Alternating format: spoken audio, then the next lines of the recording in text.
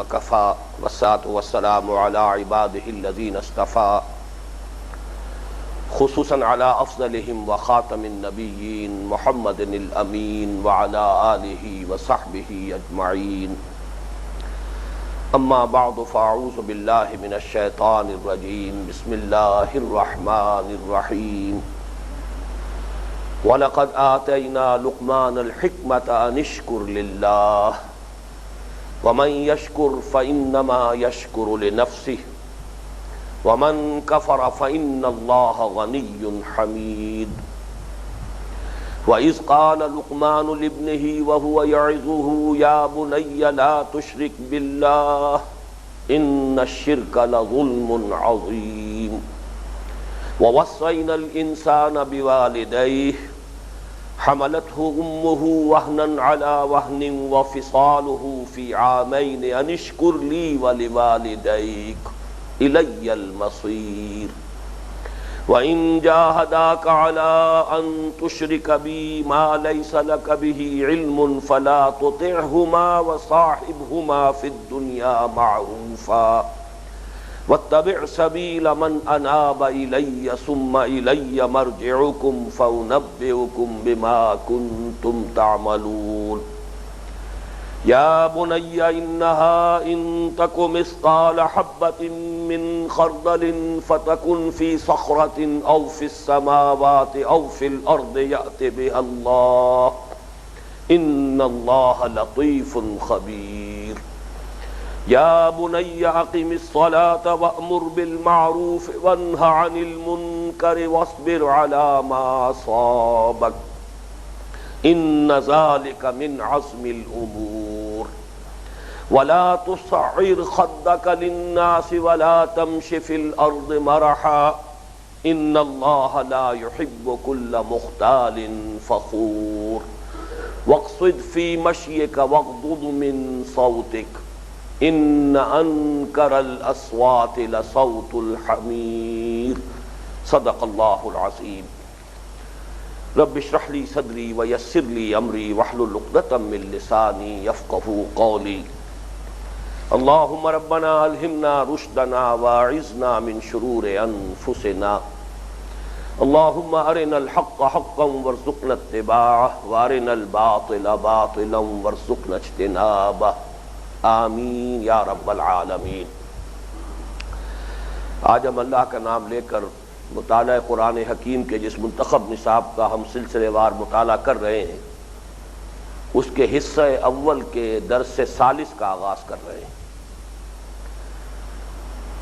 کچھ حسن اتفاق سے جیسے سورۃ العصر اور آیت البر کے بارے میں چار تمہیدی باتیں ابتداء نوٹ کرائی گئی تھیں، اسی طرح یہاں بھی 4 تمہیدی باتیں ہیں کہ جن کو نوٹ کر لیا جائے. سب سے پہلے یہ کہ ہمارا پہلا درس ایک سورت پر مشتمل تھا، سورۃ العصر. دوسرا درس ایک آیت پر مشتمل تھا، آیت البر. اگرچہ حجم کے اعتبار سے وہ آیت سورۃ العصر سے 3.5 گنا زیادہ ہے. اب آج کا جو ہمارا درس ہے جس کا آج آغاز ہو رہا ہے، اصل میں تکمیل تو متعدد نشستوں میں ہو سکے گی. یہ 8 آیات پر مشتمل ایک رکوع ہے. یہ اصطلاح چونکہ ہمارے اس سلسلہ درس میں پہلی مرتبہ آ رہی ہے، لہٰذا اس کے حوالے سے بھی چند باتیں نوٹ کر لیں. قرآن حکیم کی چھوٹی صورتیں تو ایک رکوع پر مشتمل ہیں. چنانچہ سب سے پہلی سورۃ الفاتحہ ایک رکوع پر مشتمل ہے. اگرچہ یہ سورہ مبارکہ جو ہے ان تقسیموں سے یہ بلندتر ہے، ماورا ہے، لیکن یہ کہ آخری پارہ جو ہے، پارہ عم کے نام سے جو مشہور و معروف ہے، اس کی کل 37 صورتیں ہیں اور ان میں سے 35 جو ہیں وہ ایک رکوع پر مشتمل ہیں. رکوع سے مراد یہ ہے کہ ایک رکعت میں نماز میں قرآن حکیم کا جتنا حصہ پڑھا جانا چاہیے تاکہ سلسلہ مضمون منقطع نہ ہو. وہ آیات کے جو ایک مضمون کی تکمیل کر رہی ہوں، رکوع وہاں ہو جہاں ایک مضمون پورا ہو چکا ہو اور دوسرا مضمون شروع ہو رہا ہو، تاکہ اگلی رکعت میں پھر وہاں سے بات شروع کی جائے، وہاں سے قرات شروع کی جائے، تلاوت شروع کی جائے. جہاں سے نئی بات آ رہی ہو۔ یہ رکوعوں کی تقسیم دور نبوی میں موجود نہیں تھی، لہذا یہ توقیفی نہیں ہے بلکہ اجتہادی ہے۔ میں نے عرض کیا تھا کہ سورتوں کی تعیین، آیات کی تعیین، یہ خالص توقیفی امور ہیں، حضور کے بتانے پر منحصر ہیں، موقوف ہیں ان پر کہ حضور صلی اللہ علیہ وسلم نے جیسے بتایا ویسے ہی ہم انہیں مانتے ہیں۔ لیکن رکوعوں کی یہ تقسیم توقیفی نہیں ہے، اجتہادی ہے، اور یہاں اجتہادی کا لفظ میں اس کے اصل لغوی سینس میں استعمال کر رہا ہوں۔ اجتہاد کہتے ہیں بڑی محنت، سعی اور جہد، کسی کام کے لیے مشقت جھیلنا، باب افتعال سے، یہ جہد سے باب افتعال ہے، مشقت جھیلنا، برداشت کرنا کسی مقصد کے لیے۔ اور خاص طور پر یہ لفظ میں نے اس لیے چنا ہے کہ اس میں کوئی شک نہیں کہ یہ جو رکوعوں کی تقسیم کی گئی ہے یہ بڑی محنت کے ساتھ کی گئی ہے، اس میں غور و فکر بہت شامل ہے۔ یہی وجہ ہے کہ اکثر و بیشتر جگہوں پر محسوس ہوتا ہے کہ واقعتاً تقسیم صحیح ہے، واقعتاً بات یہاں ایک پوری ہو جاتی ہے اور اس سے آگے بات دوسری شروع ہو رہی ہے۔ اگرچہ کہیں کہیں اختلاف کی گنجائش ہے، اور یہ اختلاف کرنے کا حق ہمیں حاصل ہے، اس لیے کہ یہ توقیفی امر نہیں ہے، یہ حضور صلی اللہ علیہ وسلم کے بتانے پر اس کا دار و مدار نہیں ہے، بلکہ اجتہادی معاملہ ہے، تو اجتہادی معاملات میں اختلاف کی گنجائش ہے۔ میرا جو مطالعہ رہا ہے قرآن حکیم کا اور سلسلہ وار درس جو ہم نے مکمل کیا ایک مرتبہ، اس کے دوران میں اکثر و بیشتر یہ عرض کرتا رہا ہوں کہ اکثر و بیشتر مقامات پر یہ رکوعوں کی تقسیم درست ہے، معنوی ہے، صحیح ہے، مناسب ہے۔ کہیں کہیں ایسا ہوتا ہے کہ آدمی یہ محسوس کرتا ہے کہ فلاں آیت جس سے اگلا رکوع شروع کر لیا گیا یہ بھی پچھلے ہی رکوع میں شامل ہوتی، یا آخری آیت جو کسی رکوع کی ہے وہ اگلے رکوع میں شامل ہوتی تو زیادہ موضوع ہوتا معنوی اعتبار سے۔ لیکن یہ کہ جیسا کہ میں نے عرض کیا اس میں ہمیں حق حاصل ہے اس اختلاف کا، اس لیے کہ یہ توقیفی معاملہ نہیں ہے بلکہ اجتہادی معاملہ ہے۔ اگرچہ میں نے یہاں ایک اپنے سامنے نقشہ مرتب کر کے رکھا ہوا ہے، قرآن حکیم کی سورتیں 114، ان کی یہ تقسیم کہ 35 سورتیں سورہ فاتحہ کے علاوہ ایک ایک رکوعوں پر مشتمل ہیں، اور یہ سب آخری پارے میں ہے۔ سورہ عبس سے شروع ہوتا ہے ایک ایک رکوعوں کا سلسلہ سورتوں کا، اور پھر وہ سورۃ الناس پر جا کر ختم ہوتا ہے۔ اس سے پہلے 20 صورتیں ہیں تسلسل کے ساتھ جو دو دو رکوعوں پر مشتمل ہیں، 2 صورتیں آخری پارے میں شامل ہیں، 11 صورتیں 19ویں پارے کی ہیں، اور اس طریقے سے 7 صورتیں وہ ہیں کہ جو 28ویں پارے میں ہیں، یہ 20 کی تعداد بنتی ہے۔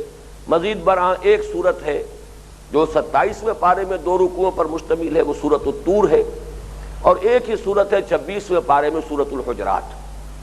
بہرحال یہ صرف ایک اعداد و شمار کے اعتبار سے دلچسپی کی بات ہے، اس کے اندر سوائے اس کے کہ ہم یہ سمجھیں کہ ترتیب مصحف میں یہ بات ملحوظ رکھی گئی ہے بائی اینڈ لارج بحیثیت مجموعی کہ سب سے بڑی سورت سورہ بقرہ 40 رکوعوں پر مشتمل، یہ بالکل آغاز میں رکھی گئی ہے، اور چھوٹی صورتیں جو ایک ایک رکوع پر مشتمل ہے وہ آخر میں رکھی گئی ہے۔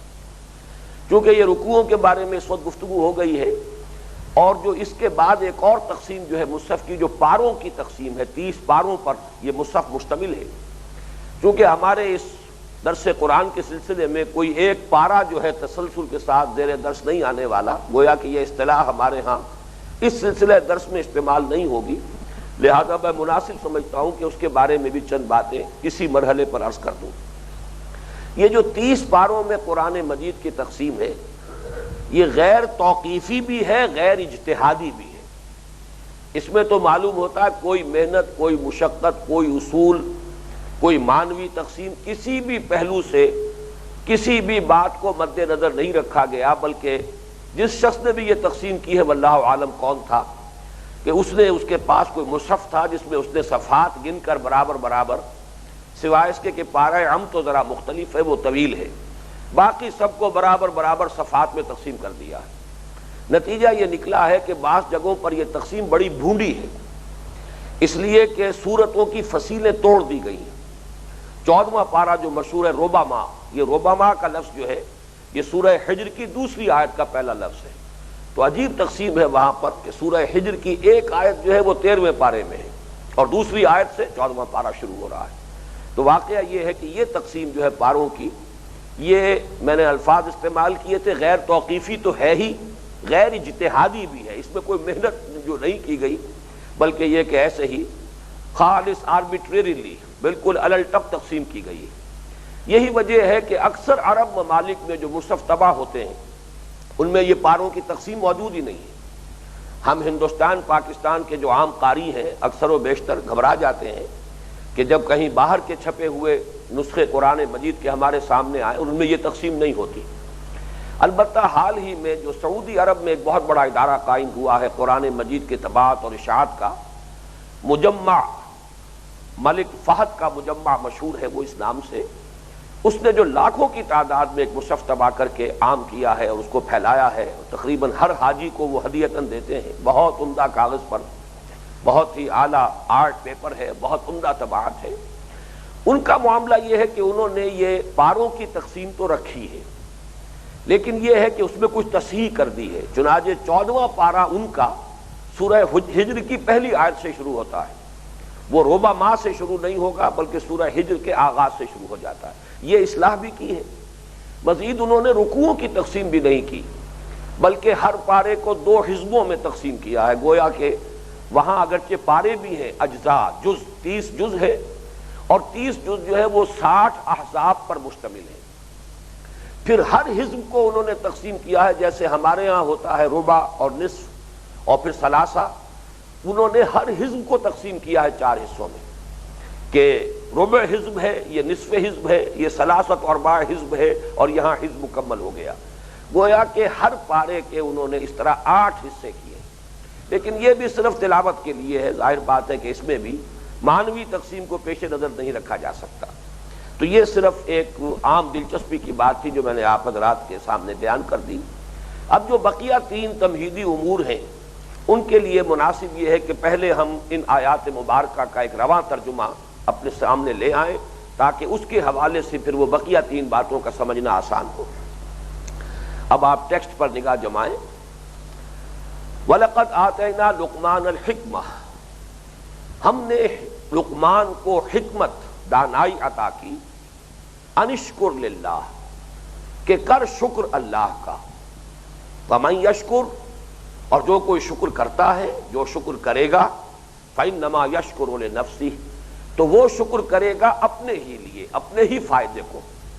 وَمَن کفر، اور جو ناشکری کرے گا، کفران نعمت کی روش اختیار کرے گا، فَإِنَّ اللَّهَ غَنِيٌّ حَمِيدٌ، تو یقیناً اللہ تو غنی ہے، بے نیاز ہے، اسے کسی شکر کی احتیاج نہیں ہے، حمید ہے، اپنی ذات میں خود محمود ہے، اسے حمد کی بھی ضرورت نہیں ہے۔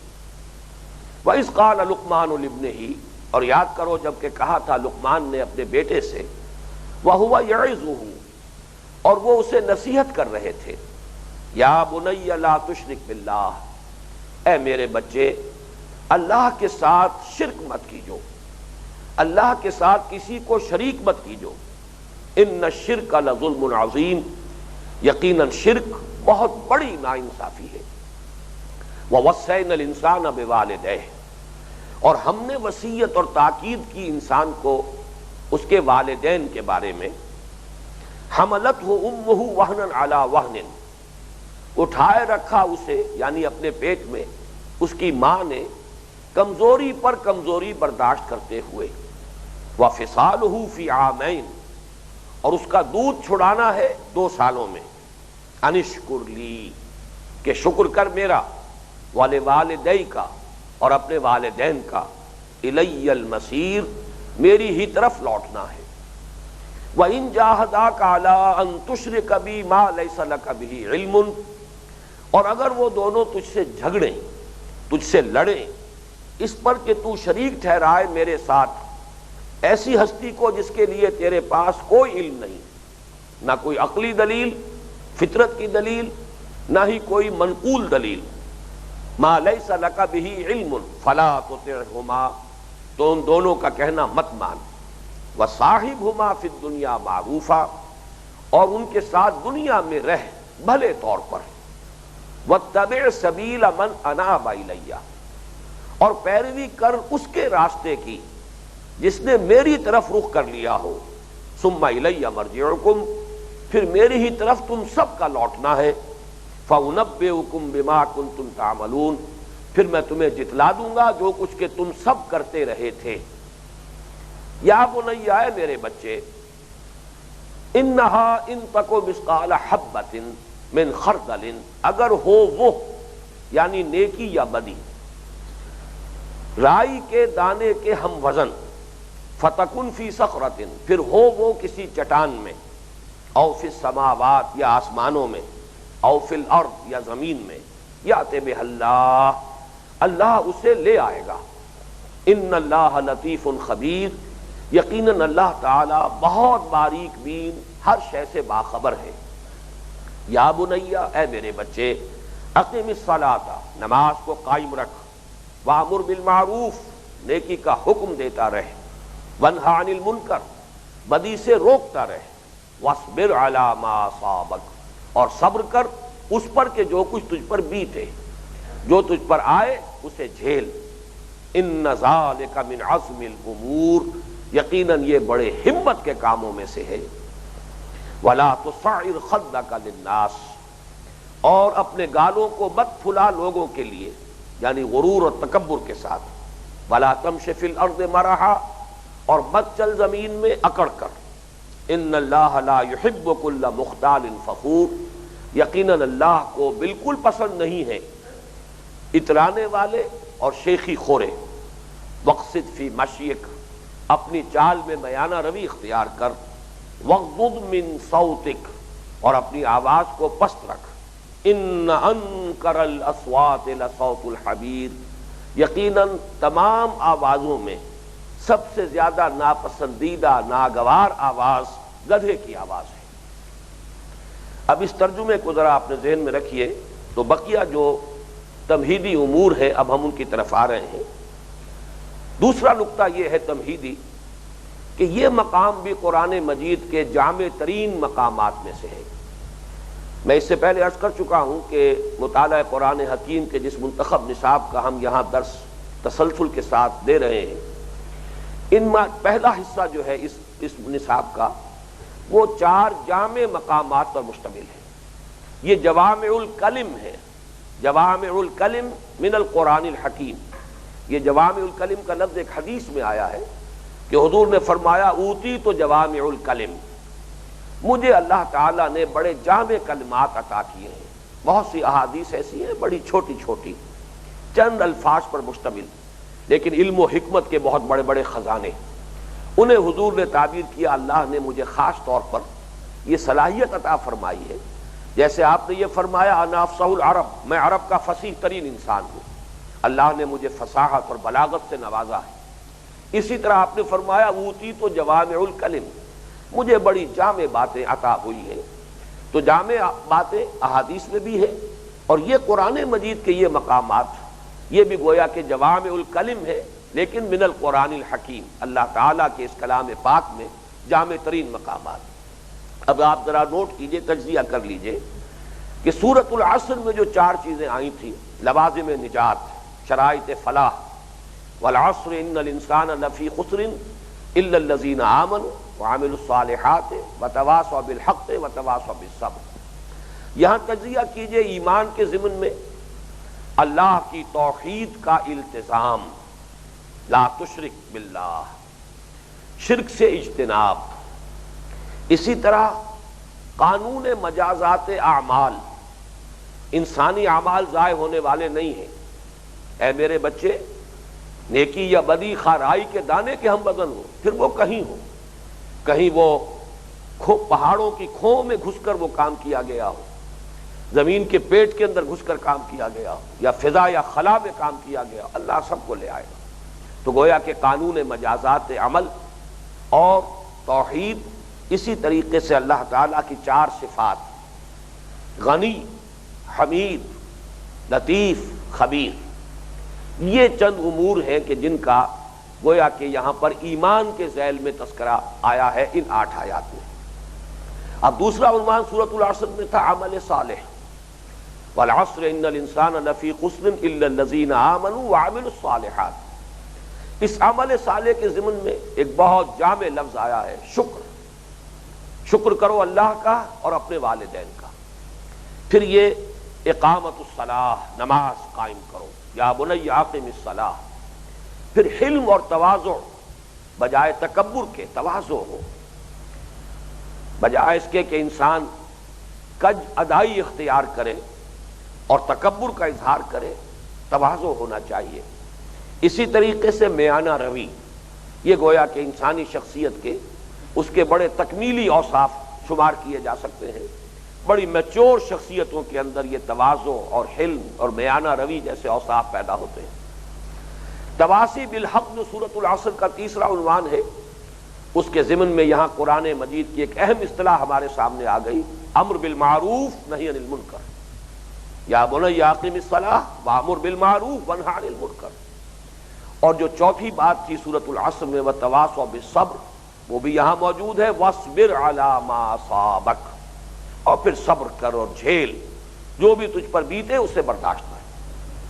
معلوم ہوا وہی چار امور جو سورۃ العصر میں تھے، وہی چار امور جن میں سے تین صراحتاً اور تین گویا کہ مقدر، ایک مقدر تھا، وہ آیت البر میں سامنے آئے، وہی چار امور صراحت کے ساتھ چاروں کے چاروں یہاں بھی موجود ہیں۔ اسی اعتبار سے ان کو بھی جوامع الکلم میں شمار کیا گیا، اور یہ ہمارے اس منتخب نصاب کے حصہ اول کا موضوع ترین درس ثالث ہے۔ اب آئیے تیسری بات، تمہیدی بات، ان 8 آیات کا مضمون کیا ہے، اس کا عنوان کیا ہے؟ جن حضرات کے پاس یہ منتخب نصاب کی کتاب موجود ہے وہ دیکھ سکتے ہیں کہ ہم نے عنوان قائم کیا مقام عظیمت۔ اصل میں یہ تدریجی ترقی ہو رہی ہے، تدریجی ارتقاء ہو رہا ہے۔ سورۃ العصر کے ذیل میں نے عرض کیا تھا کہ ایک بیس لائن ہے، وہ جو گراف کا ایک تصور ہے، بیس لائن ہے، پھر یہ کہ بلندی ورٹیکل لائن کے ساتھ اس کی بلندی کا معاملہ آتا ہے، اس کی کمیت کا معاملہ آتا ہے۔ ایمان، عمل صالح، تواصی بالحق، تواصی بالصبر، یہ بیس لائن ہے سورۃ العصر۔ اس سے ذرا اونچا مقام آیا، وہ ہے حقیقت بر و تقوی، یہ گویا کہ بلندتر مقام ہے۔ پھر اس سے اوپر بلندتر مقام آیا مقام عظیمت، یہ چونکہ انہی آیات مبارکہ میں لفظ آیا ہے ان ذالک من عزم الامور، ہمت کے کام، عظیمت کے کام، اولو العزم لوگوں کے کرنے کے کام۔ چوتھا درس آئے گا ہمارا، اور وہ سورہ حامی میں سجدہ کی 6 آیات پر مشتمل ہے یا 7 آیات پر۔ اس کا عنوان ہے حظ عظیم، بڑا نصیب، بہت اونچا مقام۔ یہ بھی در حقیقت اس درس کے اندر وہ لفظ موجود ہے کہ یہ وما یلقاها الا الذین صبروا وما یلقاها الا ذو حظ عظیم، تو حظ عظیم، بڑا نصیب، اللہ کی طرف سے جسے بڑا نصیب عطا ہوا، بہت بڑا جس کا رتبہ ہے۔ تو یہ تدریجاً اصل میں ارتقاء ہو رہا ہے اس منتخب نصاب کے حصہ اول میں جو جامع ہم نے دروس شامل کیے ہیں۔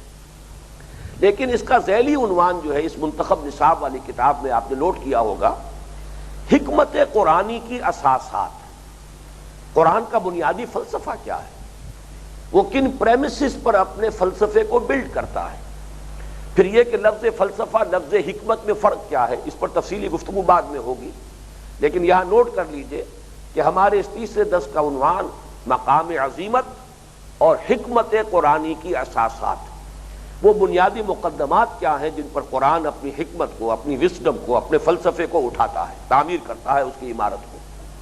اور اس میں خاص طور پر ایک نکتہ نوٹ کیجئے کہ ان آیات میں اس حقیقت کا بہت ہی عمدگی کے ساتھ اس بات کیا گیا ہے کہ قرآن حکیم کی جو بنیادی تعلیمات ہیں وہ فطرت انسانی کے ساتھ پوری مطابقت رکھتی ہے۔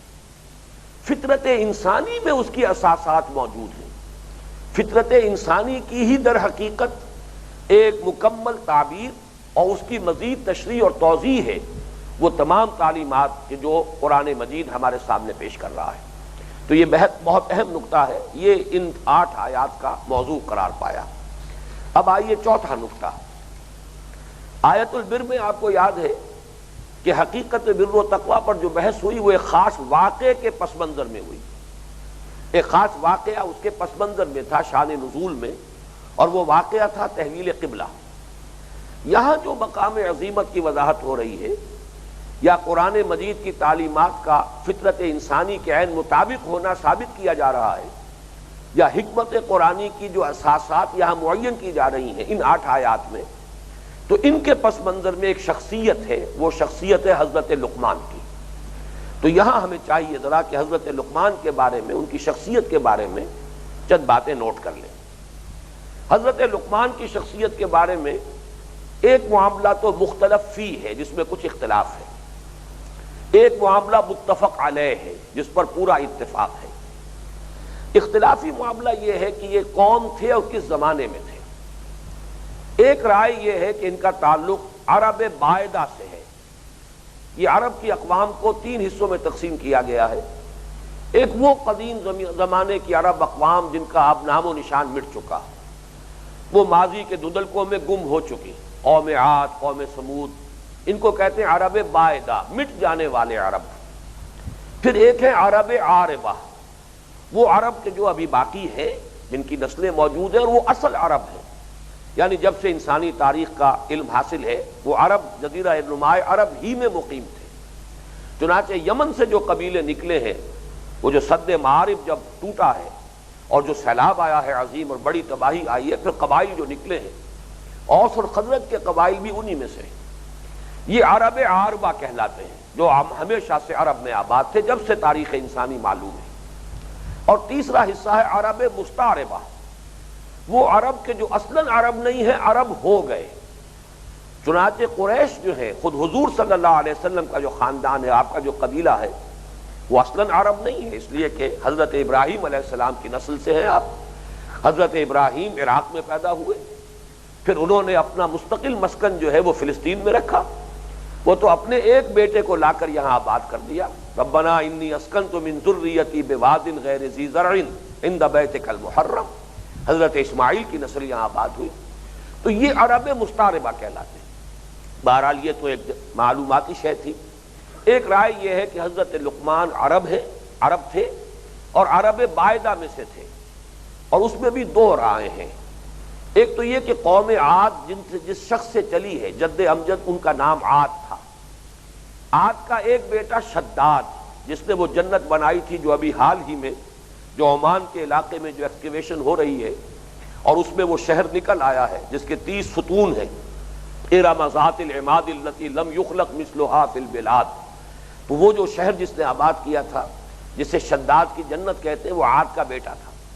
تو ایک رائے یہ ہے کہ عاد ہی کے دوسرے بیٹے یہ لقمان تھے۔ یہ بہت نیک تھے، سلیم الفطرت تھے، حکیم تھے، دانا تھے، اور پھر یہ کہ شداد کے بعد ان کی حکومت قائم ہوئی۔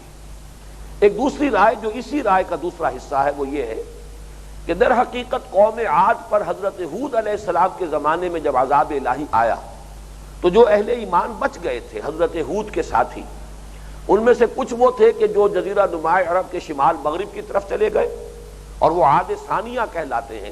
قوم سمود انہی سے ابھری ہے، ان میں حضرت صالح بھیجے گئے۔ کچھ ان میں سے لوگ وہ تھے جو یمن میں جا کر آباد ہو گئے۔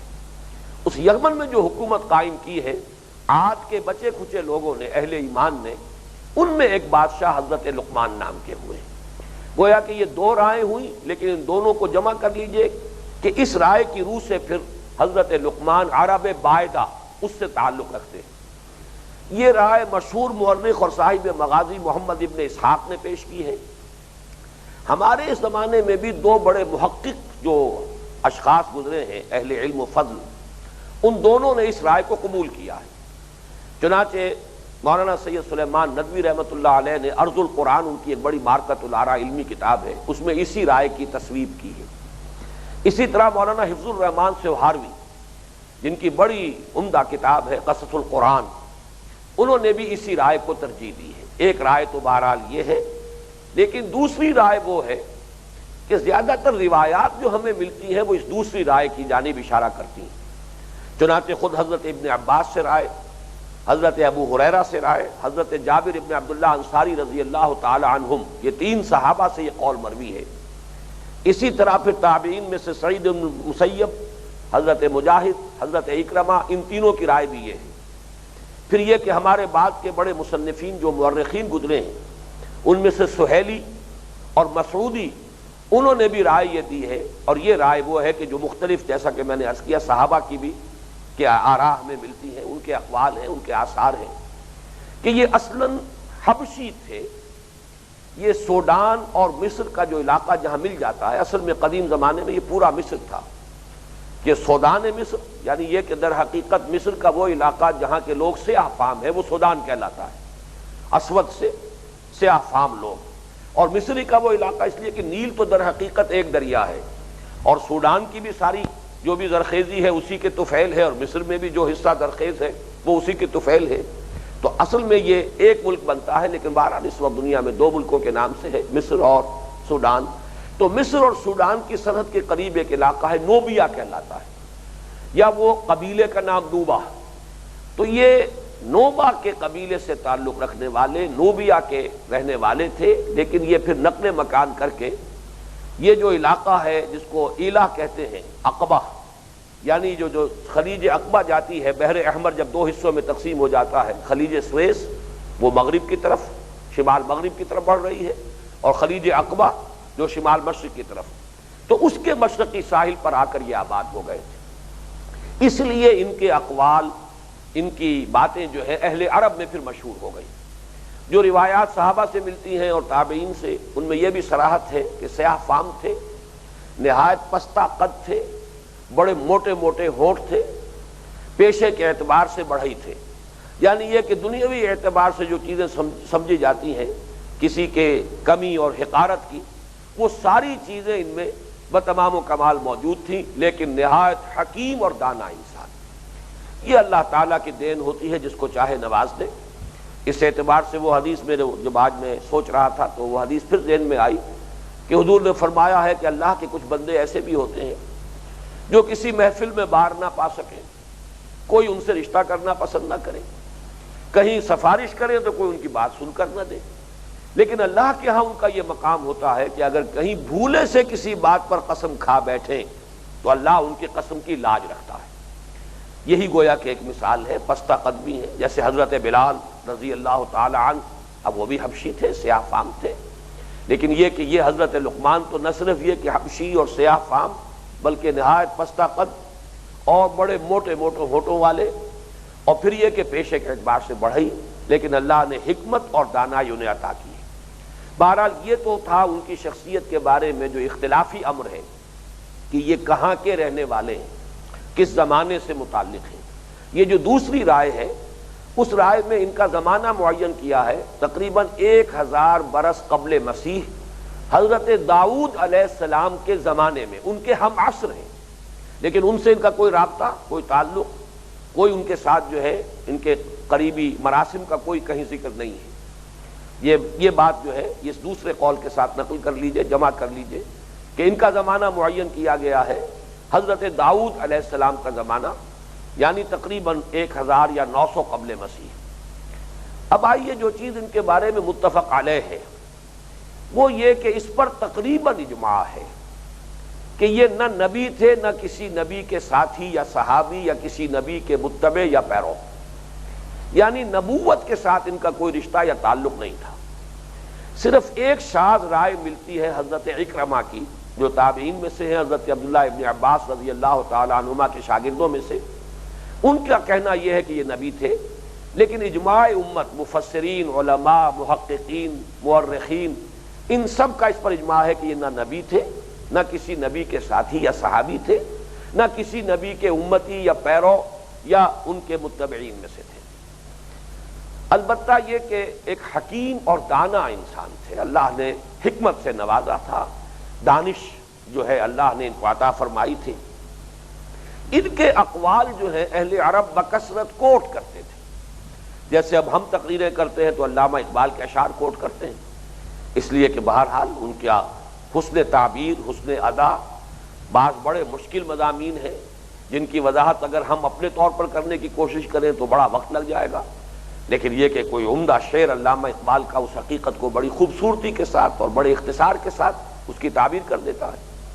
تو یہ ایک حکیم شخصیت کے اعتبار سے عرب میں جانی پہچانی شخصیت ہے. چنانچہ ان کا حوالہ جو ہے اور ان کی کوٹیشن امرؤ القیس جیسا شاعر، جسے ملک الشعراء کہا گیا ہے، شعراء جاہلیت کے اندر چوٹی پر مقام ہے، امرؤ القیس، عاشا، طرفہ اور حضرت لبید رضی اللہ تعالیٰ عنہ جو صفحہ معلقہ کے آخری شاعر ہیں اور جو ایمان لائے اور ایمان سے اللہ تعالیٰ نے انہیں مشرف کیا، ان سب کے اشعار میں حضرت لقمان کے حوالے موجود ہیں۔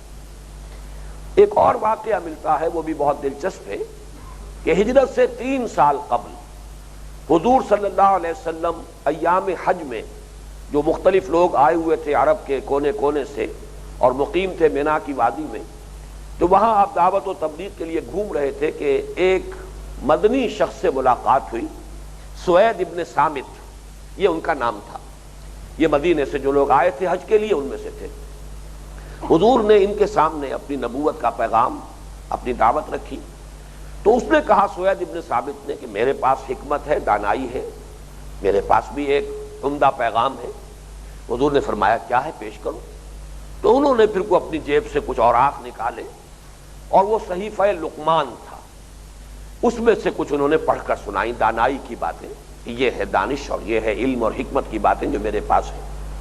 حضور نے تحسین فرمائی کہ ہاں عمدہ باتیں ہیں، اچھی باتیں ہیں، بہت پیاری باتیں ہیں، لیکن میرے پاس اس سے بہتر ایک شے ہے جو میں تمہارے سامنے پیش کر رہا ہوں۔ اب سوید ابن ثابت نے کہا کہ پیش کیجئے، وہ کیا ہے؟ تو حضور نے صلی اللہ علیہ وسلم پھر قرآن مجید کی قرأت کی اور تلاوت فرمائی اور قرآن مجید کی آیات اس کو سنائی۔ اس پر اس شخص نے تحسین بھی کی، مانا کہ یہ یقیناً برتر کلام ہے، یہ یقیناً اعلیٰ ہے، یہ تعلیم یقیناً رتبے میں اس تعلیم سے بلندتر ہے کہ جو صحیفہ لقمان میں میرے پاس ہے۔ یہ سوید ابن صامت اگرچہ واپس چلے گئے، کچھ یقین کے ساتھ نہیں کہا جا سکتا کہ یہ ایمان لائے تھے یا نہیں، صحابہ میں ان کا شمار نہیں، اس لیے کہ واپس مدینے جانے کے کچھ ہی دنوں بعد جنگ بعاث ہوئی اور اس میں یہ بھی قتل ہو گئے۔ اس اعتبار سے انہیں صحابہ میں تو شریک نہیں کیا جاتا، لیکن بہرحال تحسین اور تصویر جو ہے قرآن مجید کی انہوں نے جس انداز میں کی ہے، اس سے یہ کہ گمان ہوتا ہے کہ اللہ تعالیٰ نے انہیں دولت ایمان سے نواز دیا ہوگا۔ باقی یہ بات کہ حضرت لقمان صرف حکیم تھے، دانا تھے، نبی نہیں تھے، نہ خود نبی تھے، نہ کسی نبی کے صحابی یا ساتھی تھے، نہ کسی نبی کے امتی یا متبعین میں سے تھے، یہ بات خود ان 8 آیات میں جو اس کی داخلی جو شہادت ہے وہ میرے نزدیک سب سے زیادہ فیصلہ کن ہے۔ اس سے ثابت ہوتا ہے کہ وہ نبی نہیں تھے۔ وہی باتیں انہوں نے بیان کی ہیں جو صرف عقل و فطرت سے متعلق ہیں، وہ امور کے جن کی خبر صرف نبوت ہی کے ذریعے سے مل سکتی ہے انسان کو، کوئی اصطلاح اور کوئی اس طرح کی بات اس پورے رکوع کے اندر موجود نہیں۔ اس لیے میرے نزدیک تو جو بھی میں نے آپ کے سامنے ایک قول تو نقل کر دیا ہے کہ حضرت اکرمہ کا یہ قول ہے کہ وہ نبی تھے، لیکن یہ کہ اجماع امت محققین مفسرین کا تقریباً اجماع ہے۔ اس ایک شاذ رائے کو رکھ دیجئے تو ایکسیپشنز پروو دی رول کے اعتبار سے اس کی کوئی حیثیت نہیں رہ جاتی، لیکن میرے نزدیک اس سے بھی بڑھ کر اصل میں داخلی شہادت ہے ان آیات کی، جس سے یہ ثابت ہوتا ہے کہ جس شخص کا تذکرہ یہاں ہو رہا ہے اور جس شخص کی نصائح یہاں نقل کی گئی ہیں، وہ شخص صرف ایک سلیم الفطرت سلیم العقل انسان تھا، اور سلامتی طبع اور سلامتی فطرت اور سلامتی عقل کے نتیجے میں جن حقائق تک اور جن اعلیٰ حکمتوں تک اس کی رسائی ہوئی وہی ہے جو اس نے بیان کی ہے۔ باقی رہے وہ امور کے جو انسان کو نبی کے ذریعے سے معلوم ہوتے ہیں، ان کا اس پورے رکوع میں کہیں تذکرہ نہیں ہے۔ بہرحال اب اس کے بعد آئیے کہ ہم شروع کرتے ہیں۔ تو پہلی آیت ہے وَلَقَدْ آتَيْنَا لُقْمَانَ الْحِكْمَةَ أَنِ اشْكُرْ لِلَّهِ وَمَنْ يَشْكُرْ فَإِنَّمَا يَشْكُرُ لِنَفْسِهِ وَمَنْ كَفَرَ فَإِنَّ اللَّهَ غَنِيٌّ حَمِيدٌ۔ اس میں اس آیت کے اگر ہم 4 ٹکڑے کر لیں، اس لیے کہ پہلا ٹکڑا خود اپنی جگہ مکمل ہے، وَلَقَدْ آتَيْنَا لُقْمَانَ الْحِكْمَةَ، دوسرا ٹکڑا أَنِ اشْكُرْ لِلَّهِ، تیسرا ٹکڑا وَمَنْ يَشْكُرْ فَإِنَّمَا يَشْكُرُ لِنَفْسِهِ، اور چوتھا ٹکڑا فَإِنَّ اللَّهَ وَمَنْ كَفَرَ فَإِنَّ اللَّهَ غَنِيٌّ حَمِيدٌ۔ تو 4 حصوں میں اس آیہ مبارکہ پر ہم اپنا مطالعہ جو ہے اب ذرا گہرائی میں اتر کر جو غور و فکر کرنا ہے، تدبر کا اپنی بساط کے مطابق جو حق ادا کرنا ہے وہ ان 4 حصوں میں ہوگا۔ جہاں تک پہلے ٹکڑے کا تعلق ہے وَلَقَدْ آتَيْنَا لُقْمَانَ الْحِكْمَةَ، اس میں ظاہر بات ہے کہ پہلا لفظ لقمان ہے اہم، جس کے بارے میں کہ تفصیل سے میں نے پوری وضاحت بیان کر دی ہے۔ اب دوسرا لفظ ہے جو بہت اہم ہے اور وہ حکمت کا لفظ ہے۔ حکمت کیا ہے؟ فلسفے سے کس اعتبار سے مختلف ہے؟ اور اس کے اصول اور مبادی کیا ہیں، ان سے متعلق جو بحث ہے، میں نے آج 8 نکات جو ہیں وہ نوٹ کیے ہیں، اور ایک ایک کر کے میں چاہتا ہوں کہ ان باتوں کو آپ اچھی طرح ذہن نشین کر لیں۔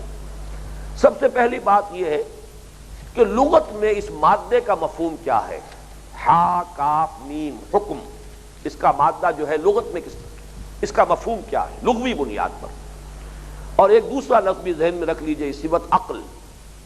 عقل کا اور یہ ہا کاف میم اور عین قاف لام، یہ جو 2 الفاظ بنتے ہیں ان مادوں سے، ان کے درمیان بنیادی فرق کیا ہے؟ امام راغب نے ہا کاف میم کے مادے کی لغوی اصل بیان کی ہے، حکما ای منع منعا لاصلاح، کسی کو کسی کام سے روکنا اصلاح کے لیے، بھلائی کے لیے، خیر کے لیے، کہیں غلط روی سے روکنا، یہ گویا کہ اس مادے کا اصل مفہوم ہے۔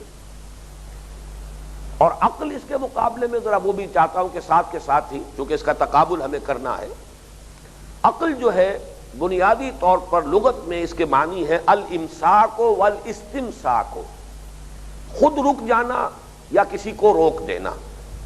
یہاں اصلاح ضروری نہیں ہے، کسی بھی روکنے کو، کسی بھی باندھ لینے کو یا بند جانے کو عقل سے تعبیر کیا جائے گا۔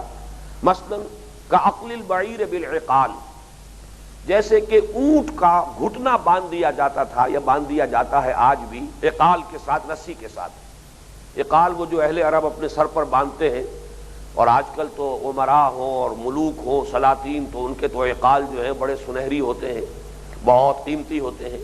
لیکن اصل میں یہ عرب تمدن میں اس کی اصل بنیاد کیا ہے کہ بدو جب سفر کرتا تھا اونٹ پر تو ایک رسی اس کے سر پر بندھی رہتی تھی، جہاں وہ اترا اب وہ اونٹ کو کچھ باندھنا بھی چاہتا ہے کہ بھاگ نہ جائے، لیکن یہ کہ بالکل کسی جگہ پر کھڑا بھی رکھنا نہیں چاہتا، بلکہ چاہتا ہے کہ کچھ نہ کچھ ادھر ادھر سے، کوئی کیکر کا درخت ہے، کوئی اور جھاڑی ہے، وہاں سے جا کر کچھ وہ ناشتہ کر لے، کچھ اپنا پیٹ بھرے۔ تو وہ ایک اس کا پاؤں اس کو گھٹنے کے اوپر سے اس کو موڑ کر اور اس گھٹنے کے گرد وہ رسی باندھ دیتا تھا۔ اب وہ گویا کہ اونٹ 3 ٹانگوں کے اوپر کھڑا ہے، ایک ٹانگ اس کی بندھی ہوئی، وہ اچھل اچھل کر اچک اچک کر ادھر چلا گیا ادھر چلا گیا، بہرحال بھاگ نہیں سکتا، کہیں دوڑ کر نہیں جا سکتا۔ اب جب آگے اس نے سفر شروع کرنا ہے دوبارہ، تو وہ رسی وہاں سے کھولتا تھا اور اپنے سر پر باندھ دیتا تھا۔ سر پر ظاہر بات ہے کوئی عمامہ بھی ہے، اور چاہے وہ ہوا میں جبکہ وہ سفر کر رہا ہو اڑ نہ جائے، اسی رسی سے وہ اپنے عمامے کو اپنے سر پر کس لیتا تھا، نیچا اترتا تھا، اسی رسی سے وہ اپنے اونٹ کا گھٹنا باندھ دیتا تھا۔ یہ عقال ہے۔ تو عقال سے اونٹ کا گھٹنا باندھ دینا یہ عقل ہے۔ اسی طریقے سے عقلت المرأۃ شعرہا، عورت نے اپنے بال گوندھ لیے، باندھ لیے، ورنہ بال جو ہے پریشان ہوں گے، ہوا کے اندر اڑیں گے، یہ گوندنا باندھنا، اس کے لیے بھی لفظ استعمال ہوتا ہے، عقلت المرأۃ شعرہا۔ اسی طریقے سے وقیل للحسن معقل، جس کی جمع معاقل ہے، کوئی ایسا قلعہ ہے جس کے گرد بڑی اونچی فصیل ہے، گویا کہ بہت محفوظ، اسے بھی معقل کہتے تھے، بندھی ہوئی جگہ، یعنی جس کے گرد پورا پورا حصار موجود ہے اور حفاظت کا سامان ہے۔ اب یہ جو 2 لفظ آئے، حکم اور عقل، ان دونوں میں جو بنیادی فرق ہے اسے نوٹ کر لیجئے۔ دونوں میں ایک شے مشترک ہے، روکنا، روکنا یا رکنا، لیکن عقل میں مضرت ظاہری یا مضرت مادی یا مضرت فوری سے بچنا یا بچانا، اور حکم کا لفظ آئے گا مضرت معنوی یا مضرت اخلاقی، کسی برائی سے روکنا یا رک جانا، کسی مضرت سے کہ جو انجام کار کے اعتبار سے مضرت بخش ہے۔ ایک چیز تو وہ ہے کہ فوری طور پر آپ کو تکلیف پہنچا دے گی، مادی طور پر اس سے تو ہر شخص بچے گا، یہ کام عقل کا ہے۔ ایک ہے کہ جو ذرا دور جا کر اس کا نقصان ظاہر ہوگا، ہو سکتا ہے فوری طور پر تو وہ لذت بخش ہو، سینشول گریٹیفیکیشن آپ کو حاصل ہو رہی ہے، تلذذ، لیکن یہ کہ ذرا آگے چل کر اس کے جو آثار ظاہر ہوں گے، اس کے جو عواقب اور نتائج آئیں گے، وہ مضرت بخش ہوں گے، وہ نقصان دہ ہوں گے، اس سے بچنا اور اس سے رکنا یہ حکم ہے۔ جبکہ محض روکنا یا رک جانا کسی بھی شے سے، بالخصوص جو مادی اور فوری طور پر مضرت کا سبب بن رہی ہو، یہ عقل کا کام ہے۔ اقول قولی ھذا واستغفر اللہ لی ولکم ولسائر المسلمین والمسلمات.